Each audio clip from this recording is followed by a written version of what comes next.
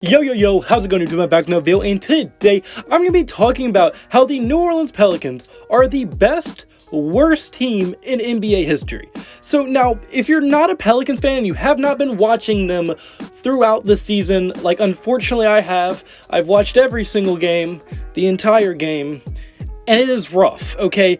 But if you haven't been watching them, you most likely won't understand this video, but I'm going to try to explain it as good as possible, because they are a very bad team, but they're also, like, not. It's very weird. Like, you have to watch them to understand what I'm saying, and if you are a Pelicans fan that watches the Pelicans actually play, you probably 100% understand what I just said. So I'm going to explain what I mean in this intro when I get into the actual video itself. So if you do like the video, hit the like button, subscribe button, and stick around, hear me out, hear me explain why I think that this statement that they're the best, worst team ever, why I think this is a very accurate statement, and I'll be getting to all that in this video. So like I said, like the video, hit the like button, subscribe button, and the word to me. But without further ado, without worrying on too much, just get right into this video. Alright, so the first thing, let's just address how bad the start of this season has been for the Pelicans. The Pelicans are currently 2-14, and they're ranked the worst defense in the NBA and the 5th worst offense in the entire NBA. So you might be asking, in what way is that not just a flat-out awful team? And they are very, very bad, don't get me wrong, but they have way more talent than you would think, and they play way better than those stats would show. What I mean by this is that look at their roster and how it's built. If I told you before the season started that a team that has 2 all-stars going into the primes of their careers, or just still very young, 2 former all-star level players on their team, combined with the league leader in double-doubles, and if I told you that team would start the season out 2-14, you would call me insane. But that is exactly what the New Orleans Pelicans are doing, and that is 100% due to injuries. As if you look at the 3 best players on their team, it's Brandon Ingram, Zion Williamson, and Jonas Valincunas. Zion Williamson has yet to play and just got cleared to even do one-on-one drills, and probably won't be ready for at least another few weeks.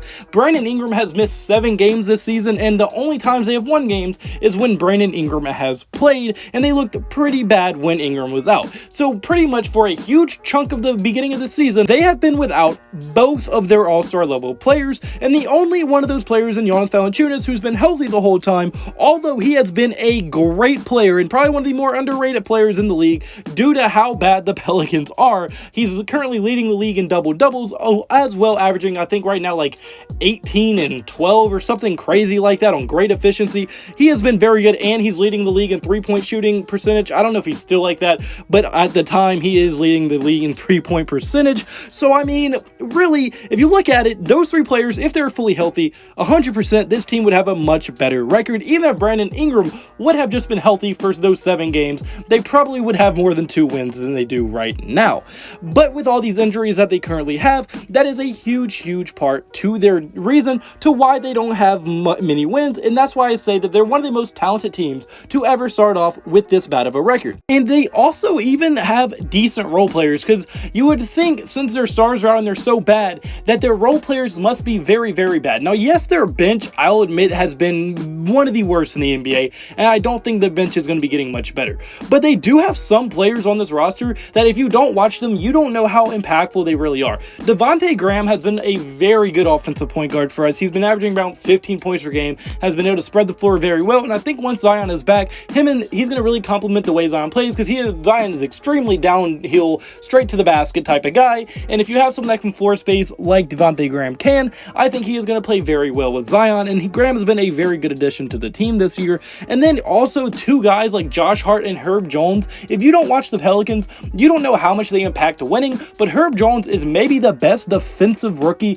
in this draft class, and people would be talking about him a lot more if he was on a good team. But Herb Jones has been one of the steals of the draft, at least defensively, and that's exactly what the Pelicans need. Josh Hart is also the same way. They both play extremely hard with tons of heart, no pun intended, and like they're just a huge piece of the team, and without watching the Pelicans, you wouldn't know how good either one of those players are. And then also other players like Nickeil Alexander-Walker, who's just doing his thing, averaging 16 points per game, a steal per game, 5 rebounds, 3 assists, so he's not bad either. They have a lot of good role players, but without the star talent healthy and being on the floor, it has been a huge struggle to win. So although this team is way more more talented than their record shows, injuries have pretty much derailed the beginning of the season for the New Orleans Pelicans. And a huge reason for me saying that this team is way better than their record shows, not only due to injuries, is that they have lost the most games in the NBA so far this year by 8 points or less. It is insane how competitive this team will be all the way up until the fourth quarter. And the second the fourth quarter hits, they become brain dead when it comes to basketball. And that is a huge part due to not having a star level player to close out the game. Now, yes, Jonas Valincunas is great, but when you can double team him in the paint, it is very hard for him to do anything offensively, no matter how good he is.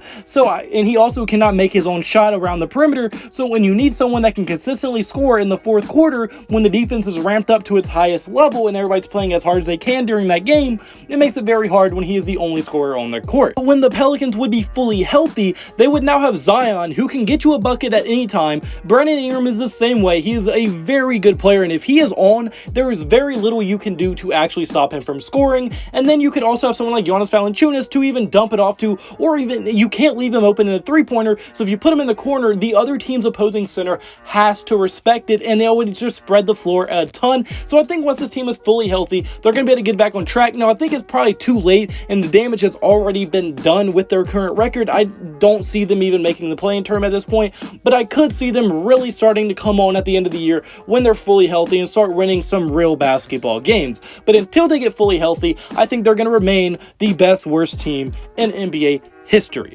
And unfortunately, guys, that's me for this video. So comment below, do you agree with me? Do you think the Pelicans have a lot of talent, but they're just not playing to it? Do you think injuries? And your thoughts in the comment section below. If you like the video, point the like button and subscribe button. It would mean the absolute world to me. And I hope you have a blessed day. Have a blessed day. So you need to have a blessed day. All glory to God. See you in the next video. Goodbye. Boo. Blah, blah, blah.